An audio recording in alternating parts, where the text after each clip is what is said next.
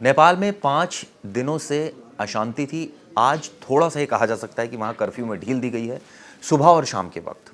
हालात अभी भी तनावपूर्ण हैं क्योंकि जेनजीज मान नहीं रहे हैं। हमने देखा किस तरह से उन्होंने उत्पात मचाया, सरकारी संपत्तियों को जला डाला, लोगों को मारा। अब तक 51 लोगों की मौत हो चुकी है इस हंगामे के वजह से। 1000 से ज़्यादा लोग घायल हैं।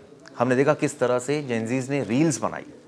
ये सरकार के खिलाफ एक गुस्सा था। इसे कहा गया कि भ्रष्टाचार के खिलाफ ये जेनजीज की आवाज़ थी। ये भी कहा गया कि नेपो किड्स, जिस तरह से वहाँ राजनीतिज्ञों के बच्चे अय्याशी करते हैं, उसको लेकर ये विरोध प्रदर्शन था।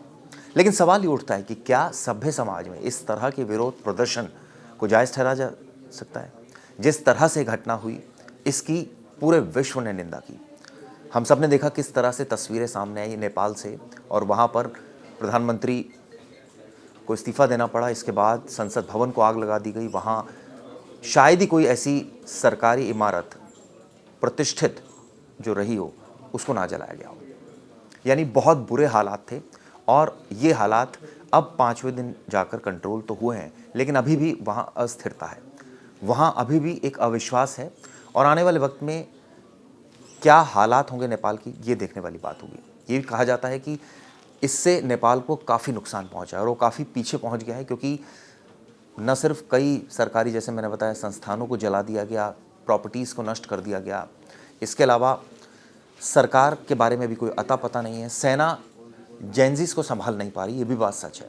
यही वजह रही कि वो उनका प्रदर्शन इतना उग्र था कि वो बढ़ता ही चला गया।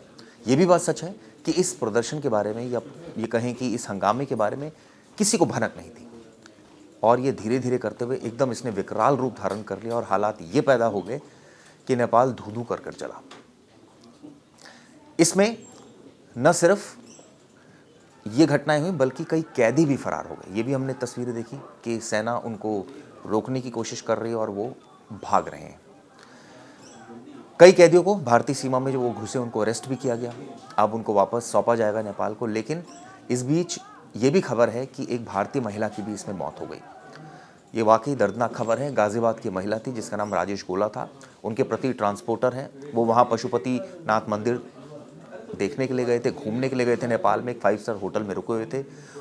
उपद्रवियों ने उस 5 स्टार होटल को आग लगा दी, और महिला जब खिड़की से कूद गई नीचे, तो हालांकि उनको चोटें तो नहीं लगी क्योंकि नीचे गद्दे थे, लेकिन शॉक की वजह से उनकी मौत हो गई। ये घटना वाकई हृदय विदारक है। ऐसे में कई भारतीय अभी भी वहाँ फंसे हुए हैं। 140 भारतीयों को हाल ही में वहाँ से सकुशल निकाला गया, लेकिन अभी भी कई भारतीय जो नेपाल में फंसे हुए हैं। ऐसे में हम उम्मीद करते हैं कि जो दूतावास है वो जो तमाम भारतीय वहाँ फंसे हैं उनको भारत लाने का उचित प्रबंध करेगा।